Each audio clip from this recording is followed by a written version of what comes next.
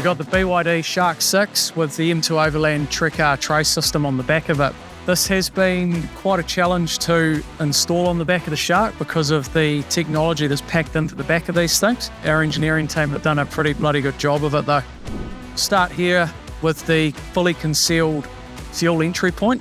So we've used the factory fuel flap release. This panel can't come back far enough to hit the cab, but it comes back far enough to access where the fuel goes in. Full aluminium construction, like all tray systems. We've got tie-down points and a rope rail on the side. We've got tie-down points built in to the bottom of the drop-down sides as well. In the back here on the passenger side, we've got a 40-litre undermount toolbox, so great for storage. It's lockable, it's waterproof.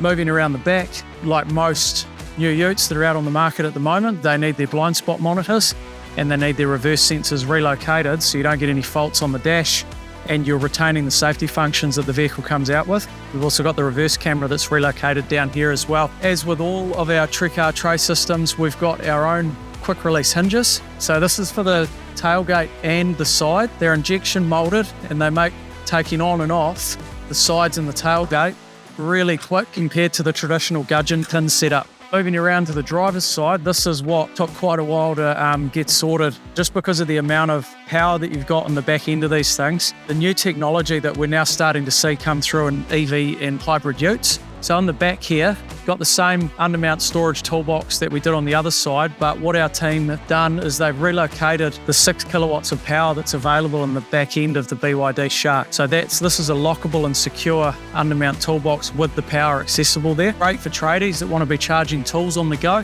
campsites, whatever you need them for when you got need for power. In the front, we've got the PHEV charge point. So this has been concealed and relocated in a really clever manner again, very similar to the fuel flap. So we've relocated the factory release. So if we lock the vehicle, can't get into the PHEV charge point and you can't get into the fuel entry point either. But if we unlock the vehicle, that's driven off the central locking system. So it's just like having your factory fuel flap on the back of the well side. We've relocated the charging indicator, what the lights mean as well. That's a new sticker that's been placed on, and then you've got your PHEV charging point sitting there ready to go.